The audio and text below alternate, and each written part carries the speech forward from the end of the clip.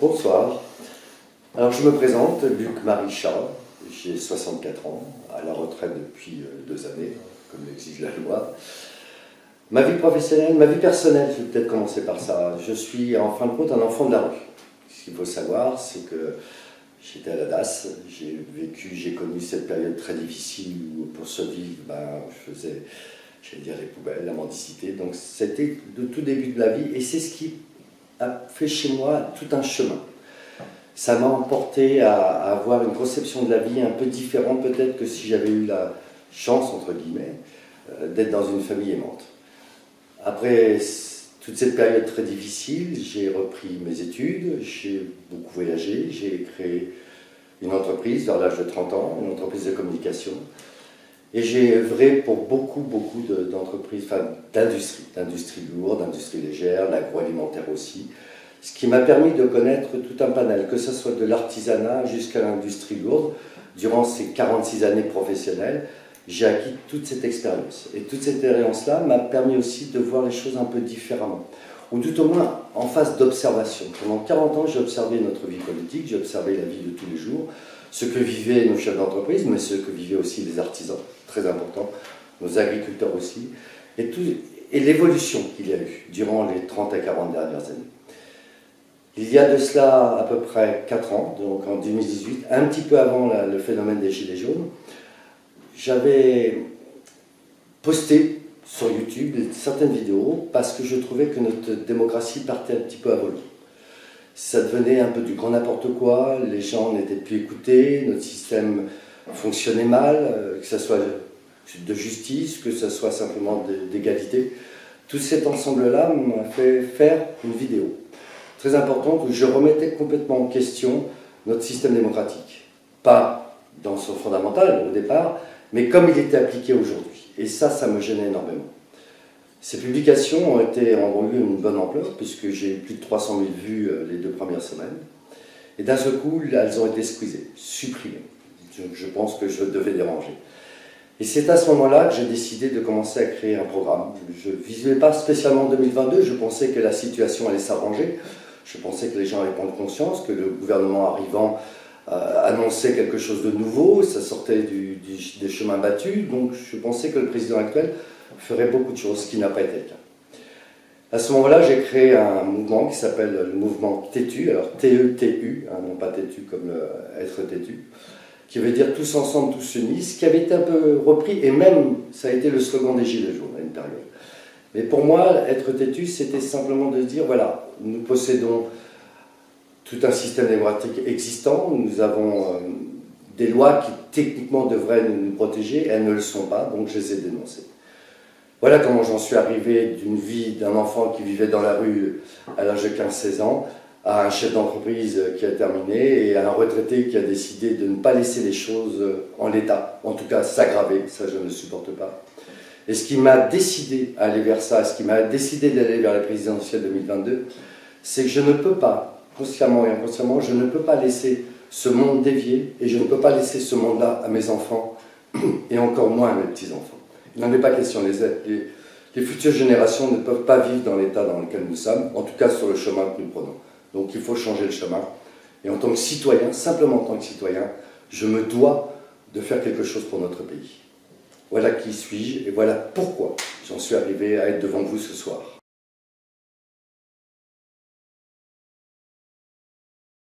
Dans mon programme et dans le programme citoyen en général, on fait un constat affligeant.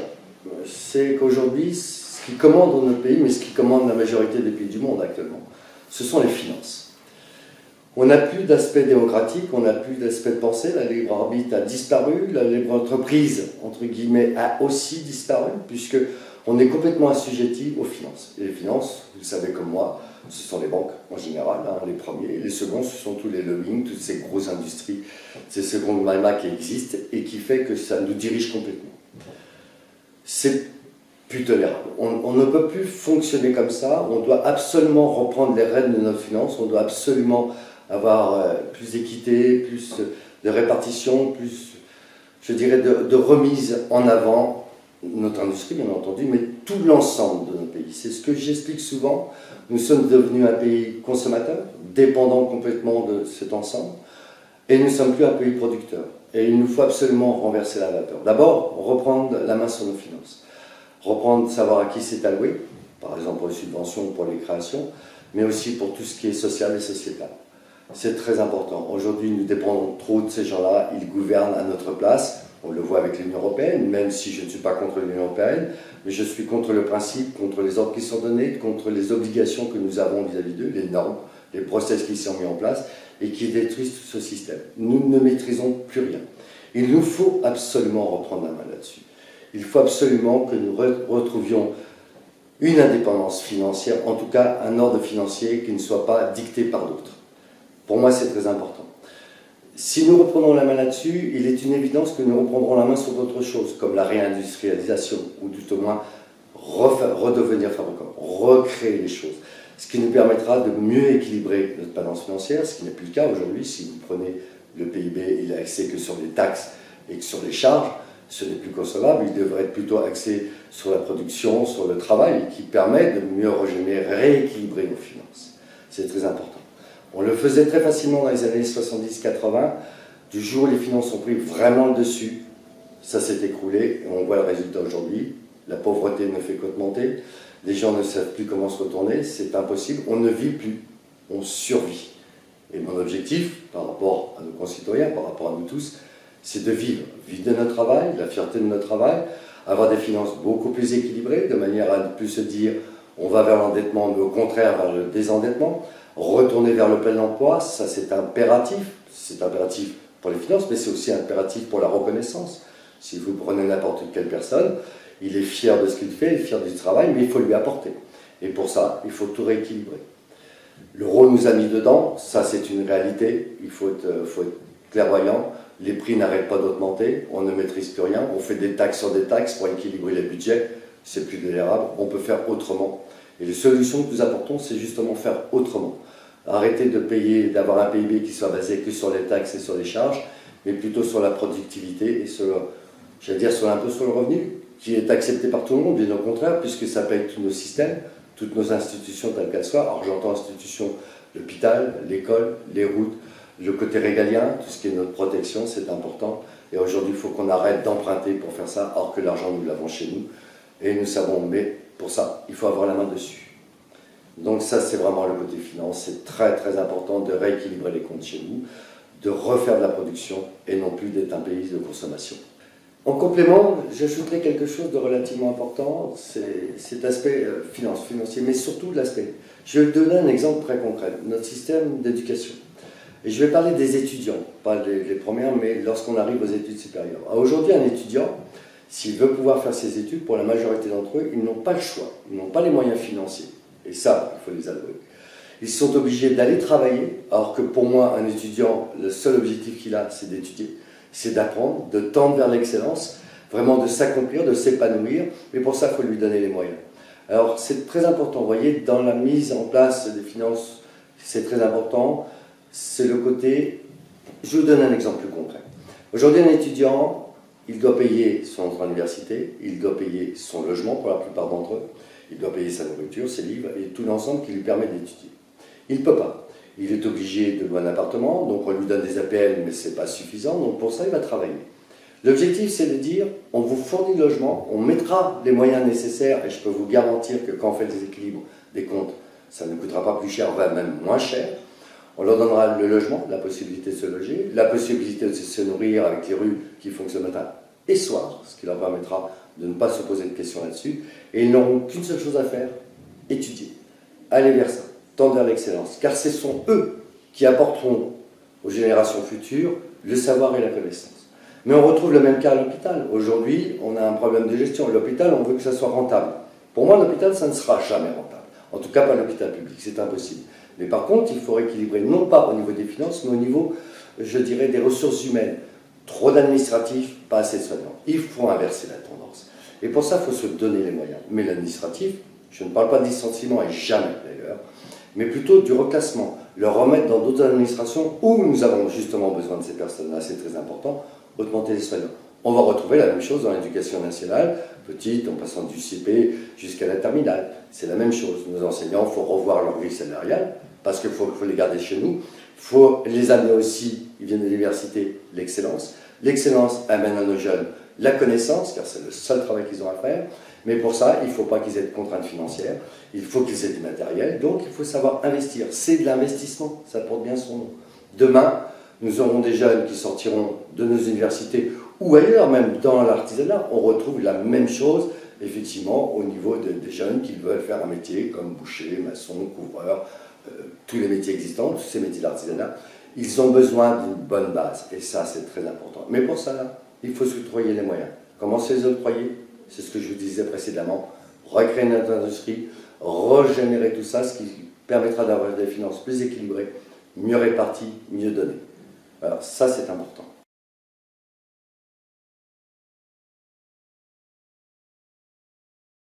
Quelque chose me fâche, je vais être très clair, ça me fâche, c'est le principe de nos institutions, comment ça fonctionne.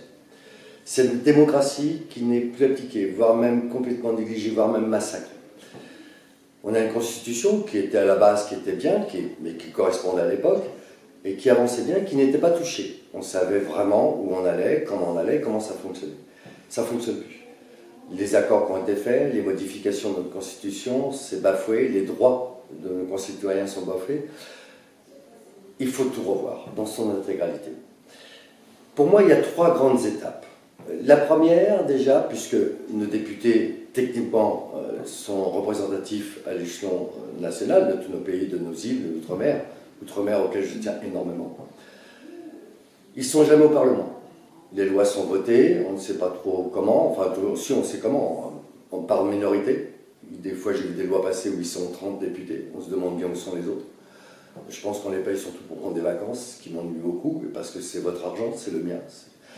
Et nous les payons pour ça, mais ce n'est même pas une histoire de salaire. C'est plutôt une histoire de vocation. Ils se présentent à nous en nous disant « je vais défendre vos droits, venez vers moi, on peut faire ça, on peut créer de nouvelles lois, de nouveaux décrets, je peux peut-être faire des propositions, venez vers moi », mais ce n'est pas le cas, jamais. Il faut corriger tout ça, il faut corriger l'ensemble. Il faut instituer des règles. Concernant en tout cas, dans un premier temps, cette première étape, le Parlement et le Sénat. J'entends beaucoup de mes confrères autres dire qu'il faut réduire le nombre de députés. Je ne sais pas s'il faut les réduire. Mais je sais par contre qu'il faut changer les règles. Alors, j'ai écrit quelque chose de très important que j'avais déjà annoncé en 2018, qui était, dans le changement des règles, elles sont simples. 9 fois 5, 45. Il y a un calcul facile. Il reste, sur 52 semaines, il en reste 7. 7 semaines des vacances. Les périodes de 5 semaines se constitueront en 2 parties. Une partie de 4 semaines où ils seront dans leur région, auprès de nos concitoyens, à faire des enquêtes, à regarder, à voir ce qui se passe. Et la 5e semaine, ils peuvent même être à la Chambre des députations, ça, dans l'hémicycle, ça ne me gêne absolument pas, bien au contraire. Étudier ce qui va être proposé, comme loi. 5e semaine, incompressible. Tous nos députés doivent être à la Chambre des députés, tous sans exception. Et c'est durant cette 5e semaine, où ils auront débattu les 4 semaines précédentes ou les enquêtes, qu'ils pourront voter des lois, à une seule et unique condition, qu'ils soient au minimum 500 dans l'hémicycle. C'est très simple, ils sont représentatifs de nos concitoyens, de tout le pays, en fin de compte, de l'ensemble, et pour qu'une loi passe, il faut qu'ils soient tous présents. Comme ça, on n'entendra plus « mais j'étais pas ci, ou j'étais pas là, ou j'ai pas compris, ou j'ai pas eu le temps ». Non, non, ils sont absents, 1 fois, 2 fois, pas de rémunération. C'est simple. Vous travaillez, vous n'allez pas au travail, on ne vous paye pas. Ben, pour eux, c'est pareil. Ça sera exactement la même chose. Surtout, ce qui est important, c'est qu'ils s'expriment au nom du peuple, et de nous tous. Si la loi n'est pas passée durant cette semaine-là, pas important, on reporte ça à la session suivante, mis à part des cas d'exception. Mais il faut que ça soit fait aussi différemment. Il faut, puisqu'ils ne sont pas vraiment emprunts à prendre l'information directement, dans nos régions, dans nos communes, auprès de nos concitoyens, eh bien, on fera une assemblée constituante. C'est important. Et ceci au niveau de Paris, mais ce n'est pas Paris, mais au niveau national, et sur nos îles. Très important. Des groupements qui se réuniront physiquement, et on arrêtera de faire du téléphone ou du mail, physiquement, on discute des besoins, des vrais besoins, des exigences qu'ont les gens, mais aussi par une réalité de terrain, de ce qui s'y passe, de ce qu'ils vivent, de ce qu'ils ont envie de créer aussi, de retrouver aussi le libre arbitre, une vraie constitution. Donc, recréer une constitution, non pas par une oligarchie ou quelques têtes pensantes, mais par l'ensemble de nos concitoyens. Je sais que c'est difficile, je sais que c'est un exercice qui est très compliqué, je sais que beaucoup de nos concitoyens diront ben, « moi je n'ai pas la connaissance ». Eh bien détrompez-vous, la connaissance vous l'avez, vous avez celle que vous travaillez tous les jours, tous les matins vous vous levez, tous les matins vous allez emmener vos enfants à l'école, tous les jours vous allez au travail, tous les soirs vous revenez, vous voyez tout ce qui se passe partout. Vous avez des idées, il n'y a pas de mauvaises idées, il n'y a que des idées. Et les idées, si on fait un tronc commun par région, ça nous permettra de voir la vraie situation. On aura une empreinte, une température de ce qui s'y passe, et à ce moment-là, on pourra réécrire une constitution. Une vraie constitution, celle faite par nous tous. Mais attention, la troisième étape sera le verrouillage de cette constitution. Il est hors de question que demain, comme ça s'est passé précédemment, où on la change parce que ça arrange Dupont, ça arrange Martin, ben c'est un copain, ou parce que ça fait plaisir à l'Union européenne. Non, non. Cette constitution sera gravée dans le marbre. Elle ne pourra jamais être touchée, sauf sur une assemblée ou sur référendum, par nos concitoyens. Et ça, c'est indélébile. Ceci doit être gravé dans le marbre. Je vais vous donner un exemple qui n'est pas forcément le meilleur, mais qui n'est pas stupide. Les Américains ont une constitution. Dites-moi quand est-ce qu'ils l'ont changée. Jamais. Ils ne touchent pas. C'est gravé dans le marbre. C'est intouchable. Pareil pour nous. Vous voyez ce qui se passe avec le pass sanitaire. C'est un exemple. On change, on s'amuse, c'est anticonstitutionnel. Ça sera plus possible. Dès qu'il se passe quelque chose, ce sera. La quatrième étape sera de créer un site, il existe un site du gouvernement, de manière à avoir une totale transparence de ce qui va se faire, de ce qui se fait et de ce qui a été fait. Afin que n'importe qui, vous, moi, on puisse savoir ce qui se passe au niveau de la direction, au niveau du gouvernement, mais aussi au niveau des régions. C'est très important. Redonner le pouvoir aux régions. Eux seuls sont à même de dire ce qui va ou ce qui ne va pas. Eux seuls sont capables. Donc on va décentraliser, redonner le pouvoir. Et ainsi, vous, nous tous, on vivra beaucoup mieux. Et surtout, on saura pourquoi et comment. Et il n'y aura plus de possibilité à ces personnes-là de pouvoir nous donner des ordres qui sont complètement fous et qui ne correspondent même pas aux endroits où on se trouve. Pour moi, c'est très important. La Constitution ne doit plus, elle doit être refaite dans le sens logique, quelque chose de pragmatique, quelque chose d'efficace et quelque chose qui puisse permettre à tous nos concitoyens de s'y retrouver. À aujourd'hui, ils ne s'y retrouvent plus. Ça, c'est un axe très important dans ma campagne.